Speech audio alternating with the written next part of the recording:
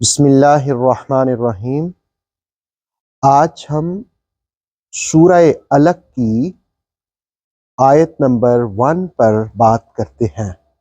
آپ جانتے ہیں کہ سورہ علق رحمت عالم صلی اللہ علیہ وآلہ وسلم کے قلب اطہر پر سب سے پہلے نازل ہونے والی سورہ مقدسہ ہے۔ اس کی پہلی 5 آیات اس وقت نازل ہوئیں جب رحمت عالم صلی اللہ تعالی علیہ وسلم غار حرا میں عبادت کیا کرتے تھے۔ جبل نور کے اوپر غار حرا ہے۔ اللہ تعالیٰ کے کرم سے مجھے بھی یہ سعادت ملی ہے کہ میں نے غار حرا میں نوافل ادا کیے اور اس کی زیارت کی، تو رسالت مآب صلی اللہ علیہ وسلم کے قلب اطہر پر سورہ علق کی پہلی 5 آیات نازل ہوئیں، اور پہلی آیت ہے اقرأ بسم ربک الذی خلق، پڑھیے اپنے رب کے نام سے جس نے آپ کو پیدا کیا۔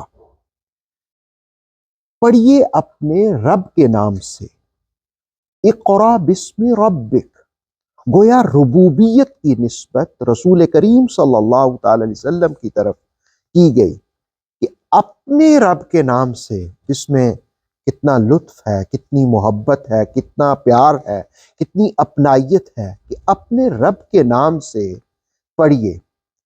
رحمت عالمیہ صلی اللہ علیہ وسلم پر جس وقت یہ 5 آیات نازل ہوئیں، آپ غار حرا سے اتر کر گھر تشریف لائے، خدیجۃ الکبریٰ کو بتایا، اور آپ نے فرمایا کہ مجھے تو اپنی جان پر ڈر سا ہو گیا ہے۔ اس پر ام المومنین خدیجۃ الکبریٰ نے فرمایا کہ عرض کیا کہ یا رسول اللہ صلی اللہ علیہ وسلم، آپ تو صلہ رحمی کرنے والے ہیں اور آپ تو لوگوں کی مدد کرنے والے ہیں، آپ کو آپ کا رب تنہا نہیں چھوڑے گا۔ پھر رحمت عالمیہ صلی اللہ علیہ وآلہ وسلم کو خدیجۃ الکبریٰ اپنے چچا زاد یعنی ورقہ بن نوفل کے پاس لے کر جاتی ہیں۔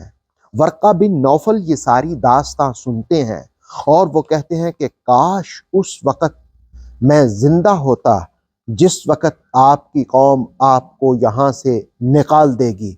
تو رسالت مآب صلی اللہ علیہ وسلم نے کہا کہ کیا میری قوم مجھے مکہ سے نکال دے گی؟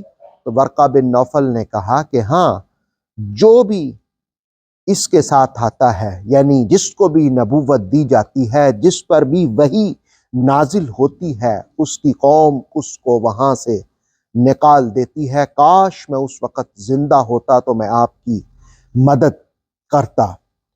اقرأ بسم ربک الذی خلق، پڑھیے اپنے رب کے نام سے جس نے آپ کو پیدا کیا۔ اس آیت میں کیا پڑھنے کا حکم دیا؟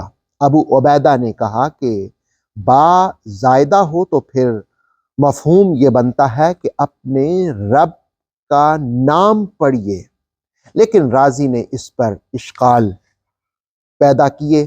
وہ کہتے کہ یہ کیسے ہو سکتا ہے، یہ تو رسول کریم علیہ السلام کی شان کے لائق ہی نہیں کہ وہ رب کا نام نہ پڑھے، اور دوسرا یہ کہ با زائدہ بھی نہیں ہو سکتی ہے۔ مصطفیٰ کریم صلی اللہ علیہ وسلم کی آمد کا مقصد ہی رب کا نام لینا ہے۔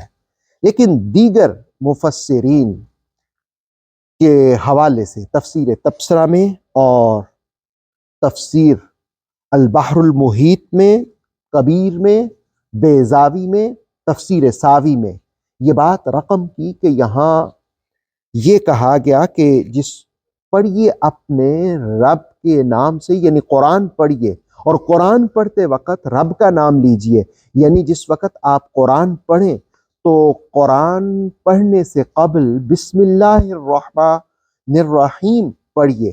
گویا قرآن پڑھنے سے پہلے بسم اللہ پڑھنے کا حکم دیا گیا ہے۔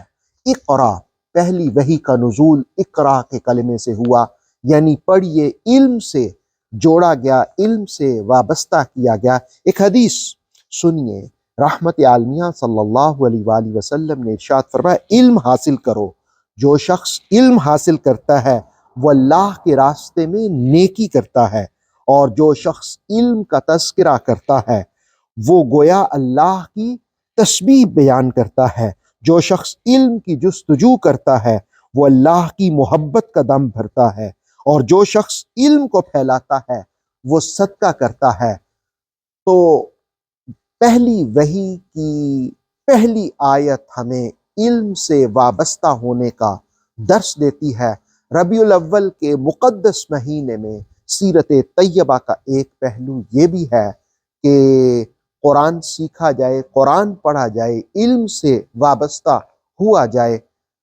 دعا ہے کہ اللہ رب العالمین ہمیں علم سیکھنے کی توفیق عطا فرمائے۔ آتھینٹک اسلامک نالج کے لیے نور وحی یوٹیوب چینل کو سبسکرائب کیجیے، بیل آئیکن کو پریس کرنا مت بھولیے۔ نور وحی فیس بک، انسٹاگرام اور ٹک ٹاک پیج کو بھی فالو کیجیے تاکہ ہماری ہر نیو ویڈیو آپ تک بر وقت پہنچ سکے۔